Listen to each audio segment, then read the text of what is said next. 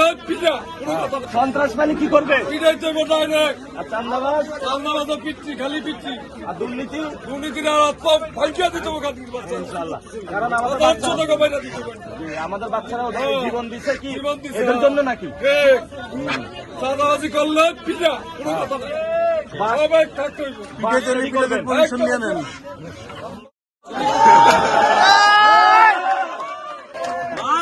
ভাই হলো চাঁদাবাজি চলবো না লাঠি রেডি করে রাখছে চান্দাবাজদের। বাইরে লাগবে চান্দা। Yes!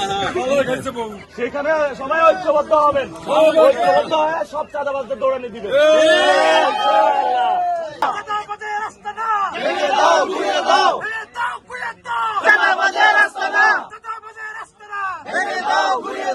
পার্লামেন্টে যে যাবে সে তো যায়া হলো বিভিন্ন জায়গায় মানুষের থেকে টাকা হাতাবে, নিবে, ওই জায়গায় জায়গায় ধরবো, টাকা নিবে।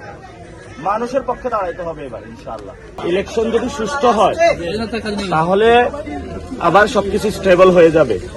এখন আমরা তো সংস্কারের জন্য সব জায়গায় যাচ্ছি। ভবিষ্যৎ হোক নিরাপদ, বিনিয়োগ হোক বিশ্বস্ত, আর আমার পছন্দ সল্ট বে। ওয়েলকাম টু সল্ট বে। এই যে এটা ধরেন এবার ব্যালট থাকবে রঙিন, দুইটা ব্যালট হবে, একটাতে এমপি নির্বাচন করে, আরেকটা হলো গণভোটের জন্য। আর গণভোটের জন্য ভোট দিচ্ছেন কখনো?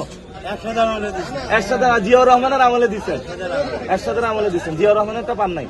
আচ্ছা, এবারও গণভোট হবে। গণভোটে হলো আমাদের সংস্কারের অনেক কাজ হয়েছে যেটা ইলেকশনে রাজনৈতিক দলগুলো ঠিক করতে পারে নাই। এখন হলে কোর্টে আপনাদের কাছে বল, আপনাদের কাছে চাবি জনগণের হাতে। তো যখন এবার হ্যাঁ আছে না আছে, চারটা প্রশ্ন। হাতে হলে বলবেন আমি হাতে সিল দিব, দেওয়ার পরে ভাঁজ করবেন, ভাঁজ করে ব্যালটে রাখবেন। ইলেকশনের যে কেন্দ্র আছে এটা থেকে বাড়ি চলে যাবেন না, দরকারে বাহার টিফিন নিয়ে চলে যাবেন। কারণ এবার ভোটটা যে দিবেন এটা চুরি হয়ে যাওয়ার সম্ভাবনা আছে। ভোট চুরি হলে ভালো লাগবে এবার? কারণ 2000 ছেলে মারা গেছে না, আরো অনেক লোক, এটা তো কমায়া দিচ্ছে সংখ্যা মনে হয়।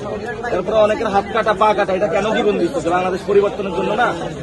এখন ভোট কেন্দ্রে ভোট দিয়া দাঁড়ায় থাকবেন, ভোট যাতে কেউ চুরি করতে না পারে। এটা যেই হোক, প্রশাসন হোক, কোন দল হোক, যে দলে হোক না কেন, এলাকাবাসী একসাথে হইবেন, তাদের দৌড়ানি দিবেন যে ভোট দিছি, আমার ভোট কই গেছে, ভোট গণনা করে নিয়ে আসবে। আর এই ব্যবসা করতে যায় তাকে দিতে দেওয়া লাগে, আগে লাগতো না, এখন বন্ধ। ভবিষ্যতে সম্ভাবনা আছে, সম্ভাবনা আছে।